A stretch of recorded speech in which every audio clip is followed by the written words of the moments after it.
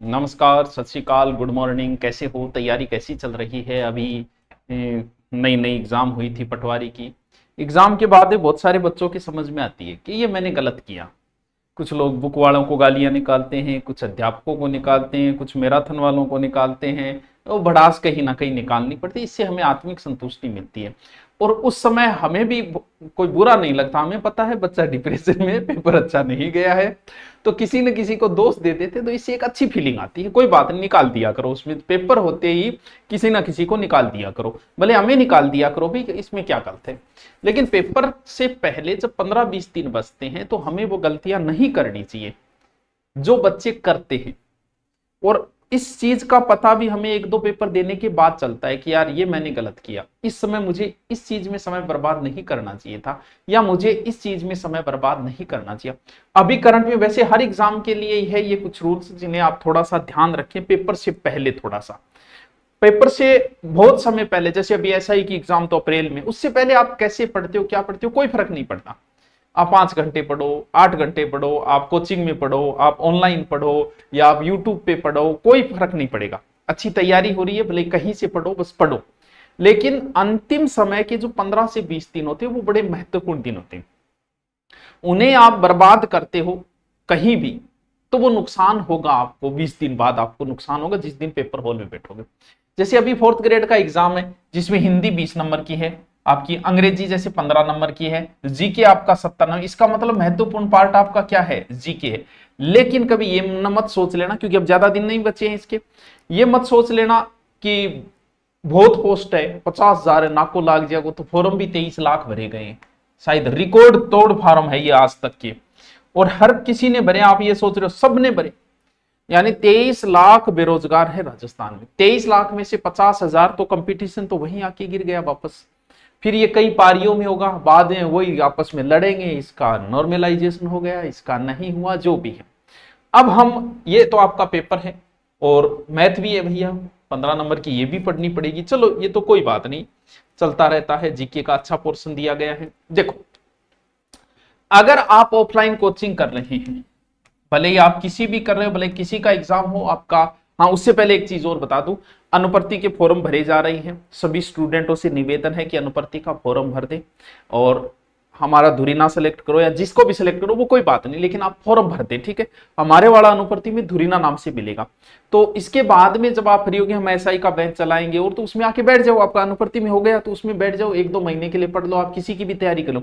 अनुपर्ति में आपका जो मन हो वो भर दो, एसआई भर दो, रीट भर दो, ग्रेड भर दो, कुछ ही भर दो। यहाँ आके जो मन हो पढ़ लो। उसमें आपको ऑनलाइन कोर्स फ्री मिल जाएगा, साथ में पढ़ाई मिल जाएगी। 5, 6, 7, 8 महीने जितना मन हो उतना पढ़ के जाओ, सब कुछ आपको फ्री मिल जाएगा। कहीं भी आप पढ़ रहे हो तो कोई फर्क नहीं पड़ता, लेकिन भर दे से लास्ट अगले महीने की 14 है तो उससे पहले देखो। अगर आप ऑफलाइन कोचिंग कर रहे हो, अभी 4th ग्रेड का एग्जाम होने वाला है, तो अब बंद कर दे। सर हमारा तो कोर्स रह गया, तो वो तो 20 दिन में भी नहीं होने वाला। या फिर आपके कुछ महत्वपूर्ण बच्चे हैं, वो आप निवेदन करो कि सर अब ये करवा दो, हमें घर जाना है या हमें सेल्फ स्टडी करनी है, यानी ऑफलाइन। क्योंकि 15-20 दिन पहले ऑफलाइन कोचिंग, क्योंकि ऑफलाइन कोचिंग आपका बहुत समय बर्बाद करती है, बाद में पता चलता है।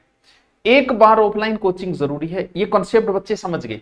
एक जमाना था लोग 3-3 बार कोचिंग करते थे, 4-4 बार। आजकल कोई नहीं करता, आजकल एक बार करता है, फिर वो हिसाब निकालता है। जैसे मैं मेवाड़ का इतिहास कराता हूं बच्चों, नाना करते मुझे 20 दिन लगते हैं, और एक बार बच्चा पढ़ा उसे पहली बार 20 दिन लगे। बाद में उसके जैसे नोट्स बड़े, उन नोट्सों को जब वो पढ़ता है 2 घंटे में पूरे नोट्स पढ़ देता है, तब उसे पता चलता है कि ऑफलाइन में समय बर्बाद हो रहा है अब मेरा। क्यों? क्योंकि जो काम 20 घंटे में हो सकता, 2 घंटे में हो सकता है, उसके लिए मैं 20 घंटे क्यों दूं। तो अगर आपका सिलेबस बच गया तो कुछ ना कुछ बचा रह ही जाएगा। अब जो महत्वपूर्ण कुछ है तो वो करवा लो जल्दी से, वरना आप छोड़ दो तो फायदों में रहोगे, ठीक है। दूसरा, ऑनलाइन अगर आप कर रहे हो, ऑनलाइन तो आपके पास ही है, छोड़ना कहां है। ऑनलाइन में ये नहीं है कि आप ये सोच रहे हो कि अब चलो मैथ और पढ़ लूं मैं, और अब मैथ शुरू करके मैं पढ़ लूं। ऐसा नहीं हो सकता, क्योंकि दिन ही नहीं बचे। ये जो लास्ट का समय होता है वो रिपीट करने का समय होता है, ना कि कुछ नया छेड़ने का समय होता है। नया कुछ भी न छेड़े। ऑनलाइन में भी वो टॉपिक पढ़े हो तो डबल स्पीड करके पढ़ो, ट्रिपल स्पीड करके पढ़ो, रिविजन की तरह पढ़ो। ये नहीं कि अब नया, अगर आपका 80% सिलेबस हुआ है तो उस 80 को रिपीट मारो, बार बार उसी को रिपीट मारो।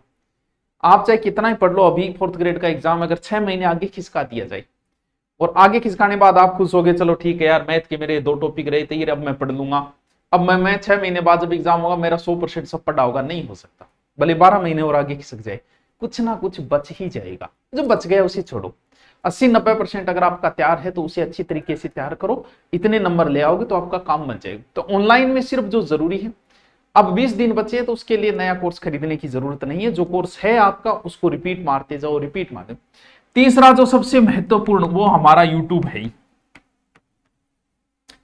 देखो हम कुछ भी कहें, हम आपके लिए मेहनत कर रहे हैं, चलो ये बात अच्छी है, लेकिन हम अपने लिए भी कर रहे हैं। हम मेहनत नहीं करेंगे तो भैया हमारा काम कैसे चलेगा, हमारा खर्चा कैसे चलेगा। तो हम दोनों की जरूरत है। आप हमसे पढ़ रहे हो, आपको जरूरत है, हम पढ़ा रहे हैं, हमें भी जरूरत है। हम कोई आप पे एहसान नहीं कर रहे कि देखो देखो देखो मैं था ना, वो करा रहे हैं, वो करा रहे हैं। अरे क्या एहसान कर रहे हैं, हमारी जरूरत के लिए पढ़ा रहे हैं। हम सर यूट्यूब पे आपको फ्री पढ़ा रहे हैं, हम यूट्यूब पे फ्री पढ़ाएंगे तो ये कहीं ना कहीं हमारी टेस्ट सीरीज है, ऑनलाइन कोर्स है, वो तभी तो बिकेगा जब हम कुछ पढ़ाएंगे। जब यूट्यूब पे कुछ देंगे नहीं तो ना हमारी किताब फ्री कोई नहीं पढ़ा रहा है। सबका अपना स्वार्थ है, मेरा भी अपना स्वार्थ है। अगर मैं यूट्यूब पे फ्री पढ़ाऊंगा तो ही मैं बोलूंगा कि ये मेरी बुक आ गई, आप खरीदने जाओगे। मैं यूट्यूब पे पढ़ाऊंगा तभी बोलूंगा कि ये मेरी टेस्ट सीरीज है, अच्छी टेस्ट सीरीज बनाई, आप खरीदोगे। ये हमारा ऑनलाइन कोर्स है। अब हो सकता है कोई ऑनलाइन कोर्स दे रहा है, कोई बुक बेच रहा है, कोई तीनों ही, हम जैसे तीनों में लगे हुए हैं। तो वो डिपेंड करता है कि हम यूट्यूब पे जितनी मेहनत करेंगे उतना ही हमारी ये ग्रोथ आएगी। तो हम ठीक है, हमारे लिए मेहनत कर रहे हैं, आपके लिए भी कर रहे हैं, ताकि हम आपको अच्छा कंटेंट दे सकें। तो दुकान तभी खोली जाती है जब दुकानें बिक्री हो। कुछ धंधे ऐसे हैं जिनकी सुबह सुबह बिक्री होती है, जैसे कचौरी समोसा, तो सुबह सुबह आता है कचौरी समोसा बेचने वाला चला जाता है। कुछ ऐसे होते हैं जो शाम को ज्यादा होती है, जैसे दारू वगैरह है, नॉन वेज है, अंडे वगैरह, उनको शाम को बिकते हैं, तो वो रेडियां शाम को लगती है। तो जब बिकेगा तभी लगाएंगे। अब जैसे एग्जाम नजदीक आती है तो व्यू ज्यादा आते हैं, लाइव ज्यादा आते हैं, तो हमें भी बड़ा चस्का लग जाता है। हमारे क्या है कि हमें थोड़ी आदत है, हमें ये पता होता है कि ये कंटेंट पे व्यू अच्छे आएंगे, इस समय अच्छे आएंगे, इस मैटर पे अच्छे आएंगे, तो हमें भी एक व्यू की बीमारी लग जाती है। कोई गलत नहीं है भाई, हमारा भी अपना स्वार्थ होता है, हम भी सोचते हैं हमारा भी व्यू होता है। तो व्यू की बीमारी के चक्कर में क्या है कि जैसे एग्जाम नजदीक आता है हम अंट संट लेके आना शुरू हो जाते हैं, और इससे नुकसान आपको होना है।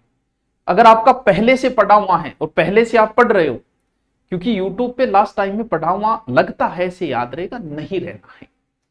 और यूट्यूब के ऊपर पढ़ना क्या है, और पढ़ भी क्या रहे हैं, ऑब्जेक्टिव पढ़ रहे हैं। जब बच्चा पहली बार पढ़ाई शुरू करता है ना, तो उसे नोट्स बहुत अच्छे लगते हैं, उसकी नोट्स में रुचि होती है, बुक में नहीं होती। बुक पढ़ने का मन नहीं करता उसे। जब पहली बार आप पढ़ना शुरू करो, बहुत कम रेयर केस बच्चे होते हैं जिनकी सीधी बुक में रुचि होती है, नोट्स नहीं पढ़ते हो। शुरुआत में नोट्स में रुचि बनती है। कुछ बच्चों की नोट्स में नहीं बनती, वो क्या करते हैं कि ऑब्जेक्टिव ऑब्जेक्टिव पढ़ते हैं। ऑब्जेक्टिव जब आप पढ़ते हो ना, तब लगता है कि यार मेरे सो क्यों याद हो रहे। आप जो शॉर्ट्स रील देखते हो ना, शॉर्ट्स रील और ऑब्जेक्टिव में कोई अंतर नहीं, बड़े अच्छे लगते हैं। जैसे आप यूट्यूब पे या इंस्टा पे शॉर्ट्स देख रहे हो और मजा आ रहा है, देखते जा रहे हैं देखते जा रहे हैं, और 1 घंटा हो गया, और 1 घंटे में 30 सेकंड के हिसाब से आपने लगभग 50 रील तो देख ली होगी। वैसे ज्यादा होती है लेकिन 50 तो देख ही ली। और अब मोबाइल को रखो, याद करो कितनी अच्छी लग रही थी रील, कितना मजा आ रहा था। अब याद करो 50 में से कितनी रील याद रही, और सत्य बात है आपको एक भी याद नहीं रहेगी। 1 या 2 को लास्ट वाली बता दोगे तो बता दोगे। ये आपके दिमाग को कमजोर करती है रील्स। मैं भी देखता हूं, देखने लग गया तो मैं सुबह सुबह उठ के सवेरे सवेरे भी कम से कम आधे घंटे तो रील देखता हूं, आदत पड़ गई। तो रील से दिमाग कमजोर होता है। रील देखने में अच्छी लगती है, लेकिन जब आप बंद करोगे, आप याद करोगे तो एक भी याद नहीं होगी। लेकिन कितना इंटरेस्ट आ रहा था यार, कितना मजा आ रहा था रील के अंदर। वही हमारे ऑब्जेक्टिव के अंदर है। जब ऑब्जेक्टिव हम करवाते हैं, जैसे हम ऑब्जेक्टिव लेके आए, तो इसमें मजा बहुत आता है। आपको लगता है आपको याद हो रहा है, अरे क्या बात है। लेकिन ऑब्जेक्टिव के 1 घंटे क्लास बाद याद करना, कितने ऑब्जेक्टिव याद रहे।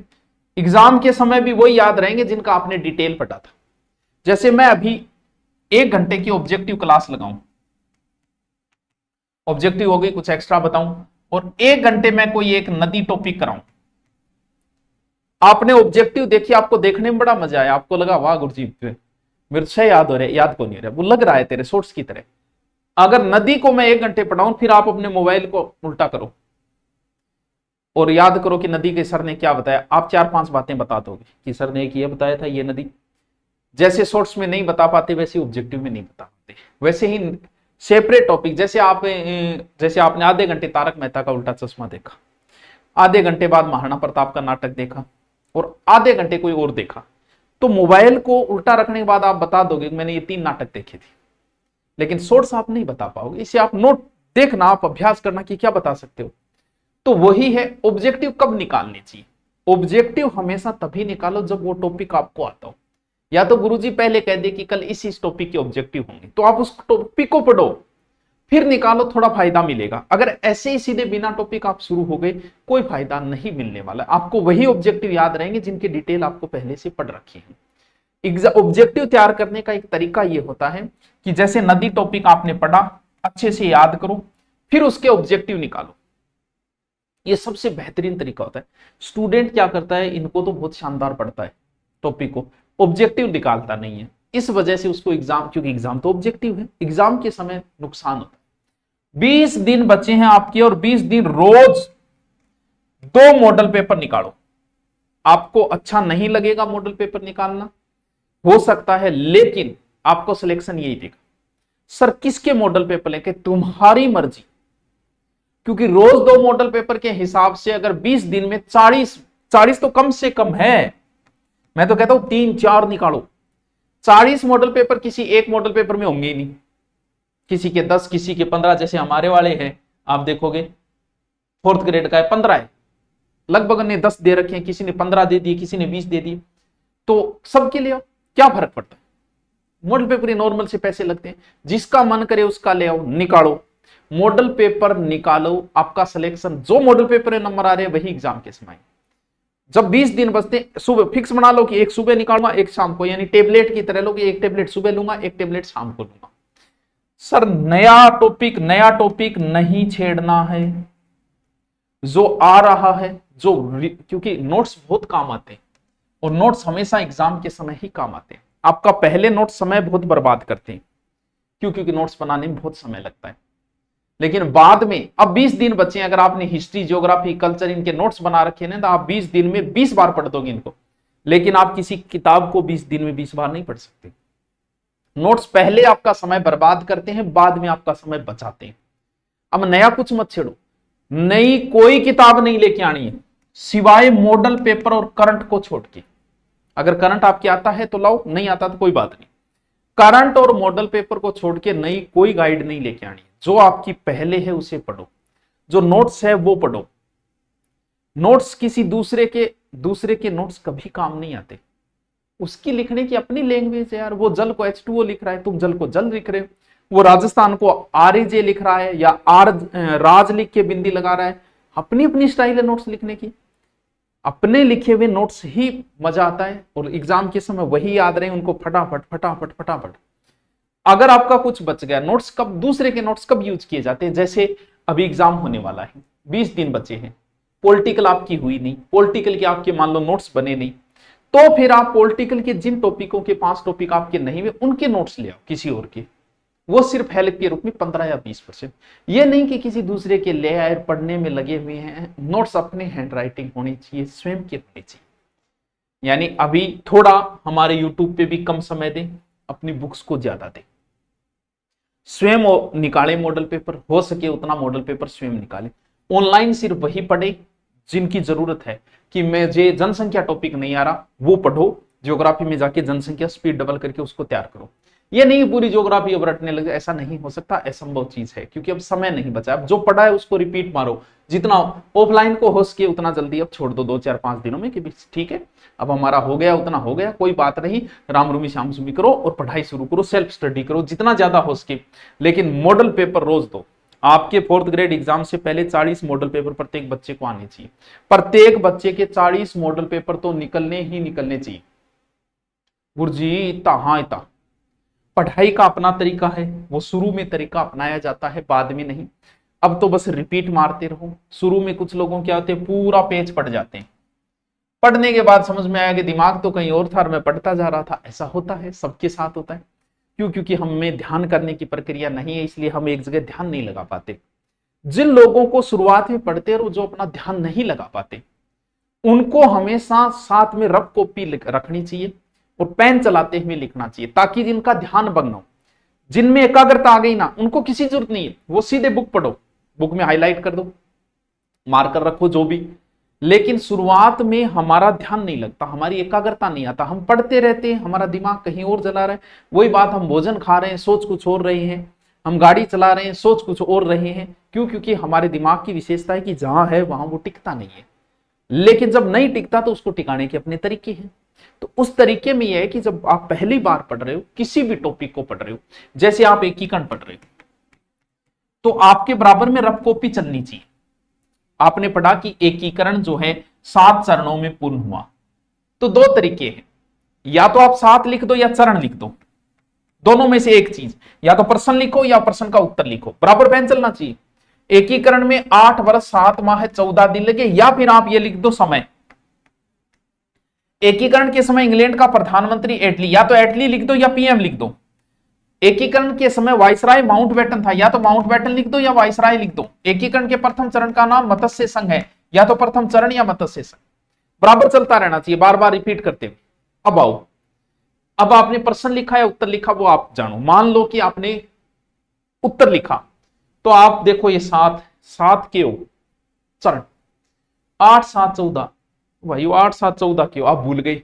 आओ वापस उसमें देखो। अच्छा, समय हो तो एटली प्रधानमंत्री हो, माउंटबेटन अच्छा वाइसराय हो, मत्स्य संघ पहलो चरण।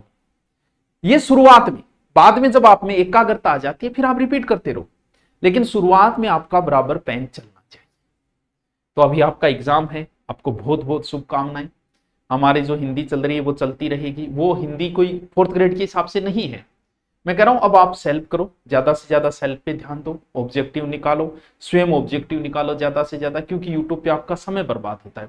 जो ऑब्जेक्टिव मैं यूट्यूब पे मुझे कराना है, 50 ऑब्जेक्टिव कराने में 1.5 घंटा लगता है, और आप स्वयं उसी पढ़ोगे तो 10-15 मिनट में पढ़ दोगे। तो समय को थोड़ा सा बचत करें, दिन कम बचे, लास्ट दिनों में जितना पढ़ा है वो काम आ जाएगा, कहीं दिमाग में अटक गया आपका काम बन जाएगा। अभी आप समय की बचत करो, मॉडल पेपर निकालो, करंट पढ़ना है करंट की बुक लाके पढ़ो, और ज्यादा से ज्यादा रिवीजन। जो पहले के नोट्स बने नया मत छेड़ना, ना नई कोई किताब लेके आनी है, ना कोई नोट्स लेके आनी, तुम्हारे पास है वो माल पर्याप्त है, बस यही सोचो कि मेरे लिए पर्याप्त है। क्योंकि पढ़ने से सिलेक्शन नहीं होता है, क्या पढ़ना और क्या नहीं पढ़ने से सिलेक्शन होता है। तो आप सबको बहुत बहुत शुभकामनाएं, तैयारी के लगे रहें। हाँ, अभी मॉडल पेपर हम आपको ऑनलाइन भी देंगे, जल्दी दूरी ना पे, 2-4 दिनों में आपको ऑनलाइन उपलब्ध हो जाएगा, ऑफलाइन आप मार्केट से ला सकते हैं। Okay, thank you.